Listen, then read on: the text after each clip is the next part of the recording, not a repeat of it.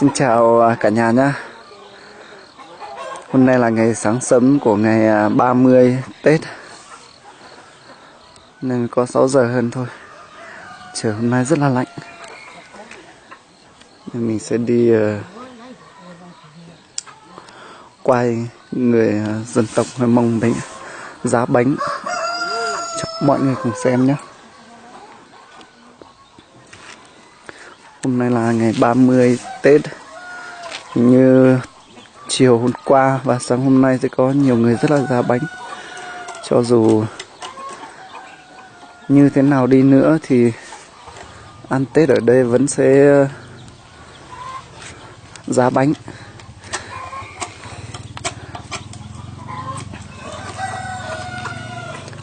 Đây, hẳn cái mán ở đây và cái đất ở đây.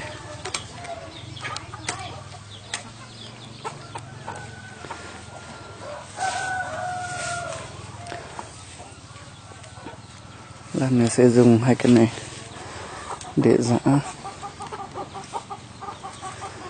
Nhà nào đi nữa thì nó cũng sẽ giã.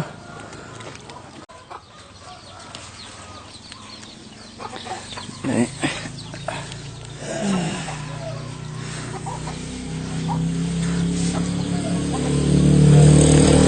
Nhà nào đi nữa thì nó cũng sẽ giã bánh nhá.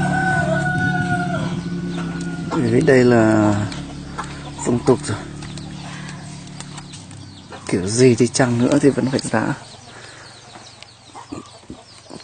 Không nhiều thì 1 mắm, nhiều thì 2-3 mắm.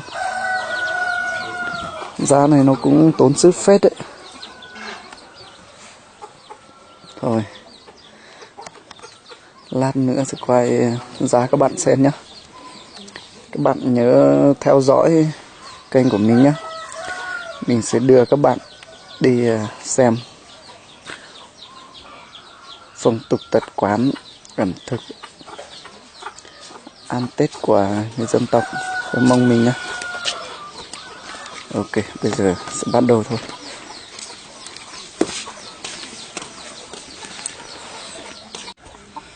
Ok.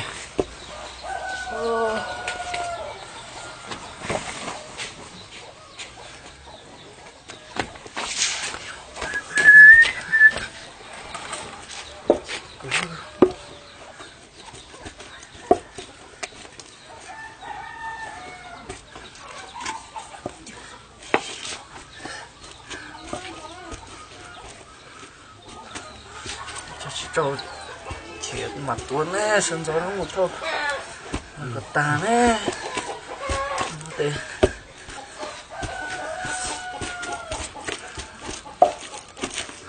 Lý ơi. Ôi dồi.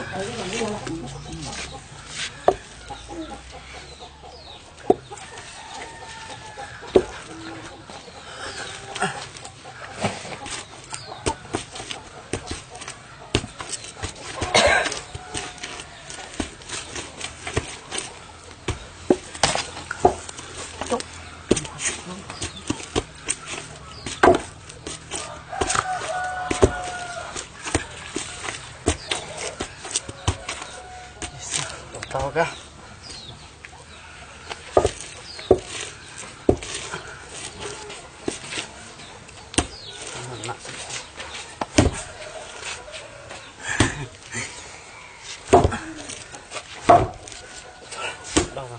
Nhóc khỏi xuống rồi. Đâu rồi ba? Một sò rồi đấy. Tập.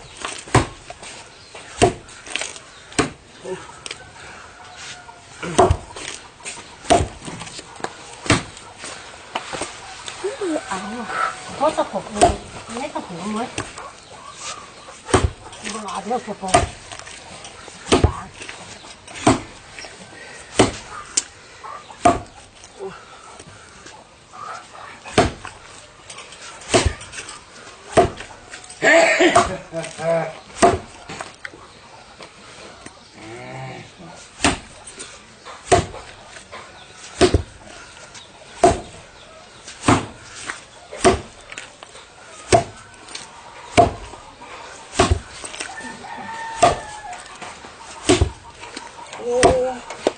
Tông đây số cổ chà sự đã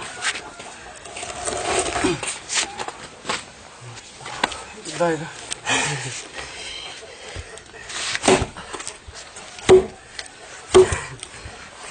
đây là nó plả nó thằng gì rõ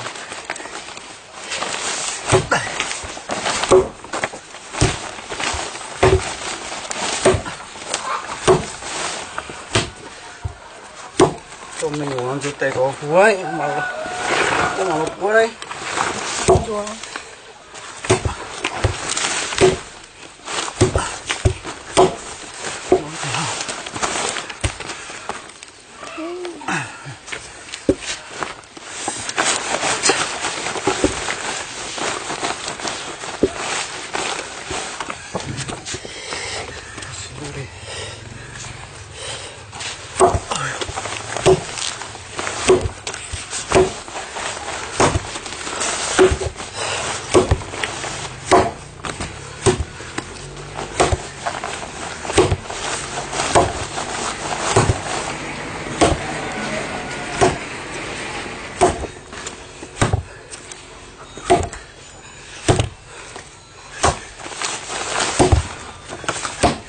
một lâu đây lâu tin được sai đây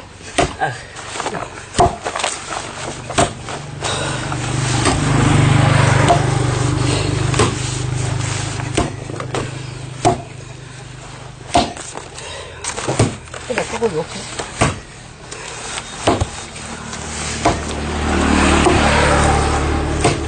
lấy xưa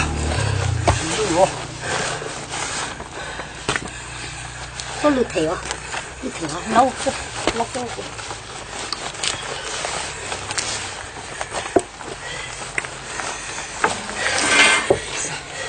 đây à ăn cả cho mệt lắm cả nhà ui tốn sức lắm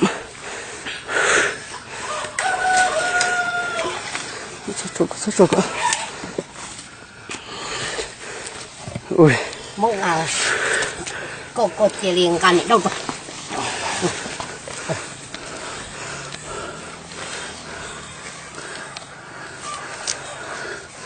làm hai màn tốt hết mồ hôi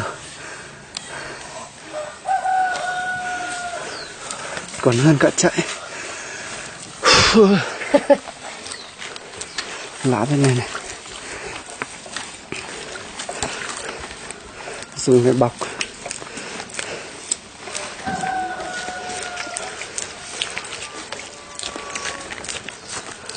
lá này là lá dùng để gói bánh trưng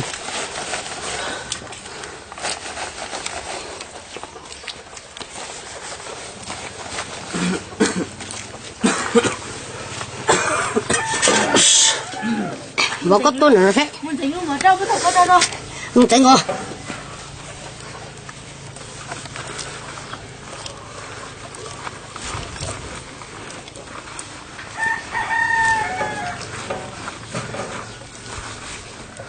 gì ấy gì cái trong gần là tôi cuốn vô đâu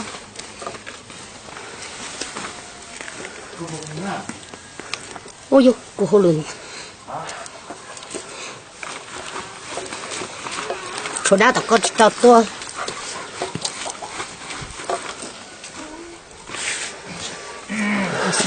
ok đó đó ta có tao to hết kìa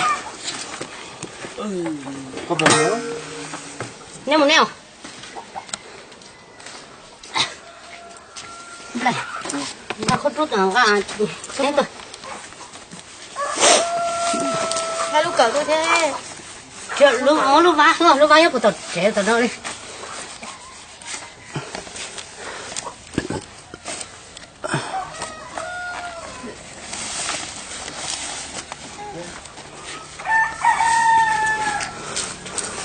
lấy ra thì từ cái nhá xong là cho bọc lá vào ui này sẽ là vẫn còn có nó vá tổ thế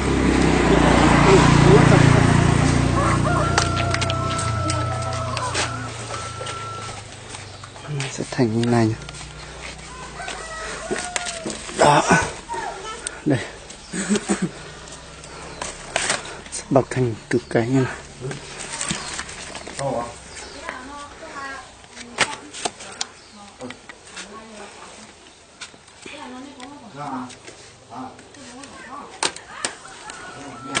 Đó.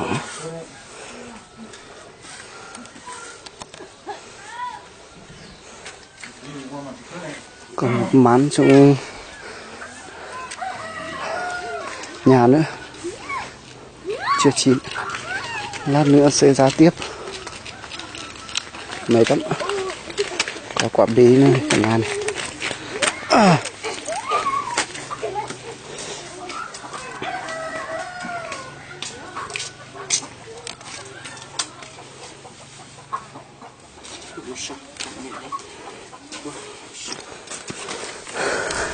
Dùng cái này để lấy ra nhá.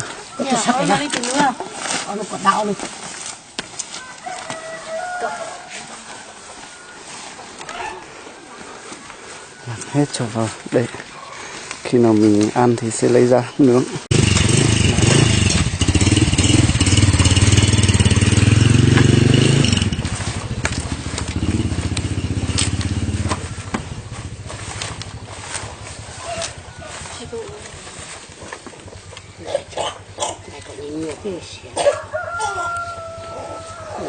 phải mua cho mấy một ơi chỉ tao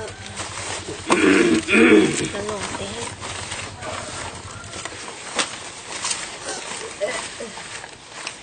không phải cái nó phát triển tại cho mấy nhung mà ít lần cái tao nó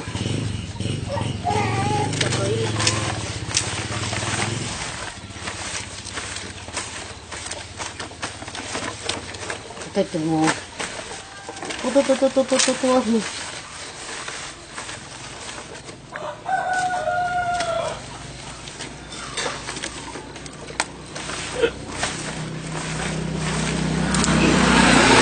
đó là cách quy trình làm bánh dày cả nhà. Như vậy, như này là đã hoàn thành rồi. Để vào cái lá này là đã xong rồi. Này để được lâu, để được lâu lắm, tầm 2 tuần đến 3 tuần 4 tuần gì đấy, khi cả tháng trời. Nếu mà không móc thì vẫn ăn bình thường. Quy trình là lấy cái gạo nếp về cơ, chín thì lấy ra giã, giã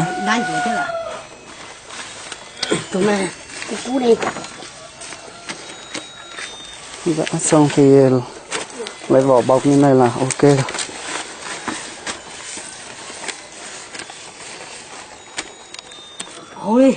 Cũng được khá nhiều rồi.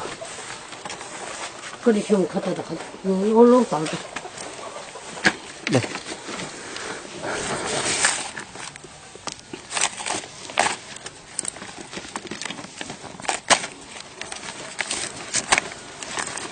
Mỗi một dân tộc thì làm bánh khác nhau. Đây là bánh của dân tộc Mông. Hầu như nhà nào cũng đều phải làm như thế.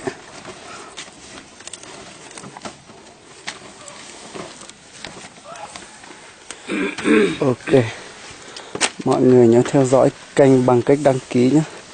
Mình sẽ đưa các bạn đi xem nhiều cái hay hơn mà nhiều người còn chưa biết đến về phong tục tập quán.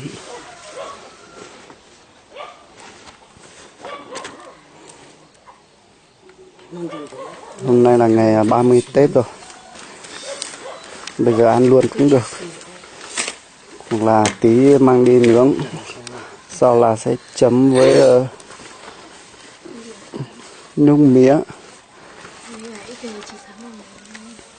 hoặc là mật ong, ngọt lắm.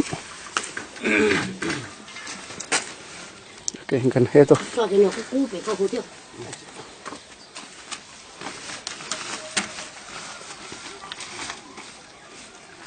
nhà lòng tiếc tuần nó có thâu vào thâu vào đi ra đi thâu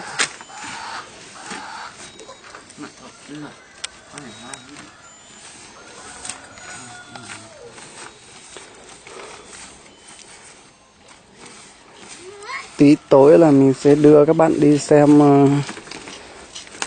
cái phong tục làm cái gì anh, là 30 Tết nhé mọi người nhé. Nếu mà nhà nào ăn Tết cổ truyền thì đều phải làm như thế. Vì vậy mọi người hãy đăng ký theo dõi kênh của mình nhé. Mình đưa các bạn đi xem nhiều cái ẩm thực vui và hay lắm. Ngày mai là 30, ngày mai là mùng 1 Tết. Gia đình nào cũng đều phải tiếp khách. Ok, xong rồi. Còn một mán trong nhà nữa đang hấp, còn chưa chín. Lát nữa sẽ làm tiếp. Đây cũng được chục cái rồi. Ok, lát nữa quay lại nha cả nhà này. Quên chưa nói với mọi người, lồng trứng vàng ấy mình sẽ dùng để cho vào tay mình để nó không dính, hoặc là cho vào cái mân, hoặc là cái chỗ nào, hoặc là cái này chẳng hạn, thì nó sẽ không dính. Còn bình thường ấy, nó sẽ bị dính luôn đấy. Người ta dùng cái này bôi vào tay, hoặc là bôi vào chỗ nào để cái bánh này nó không dính vào tay.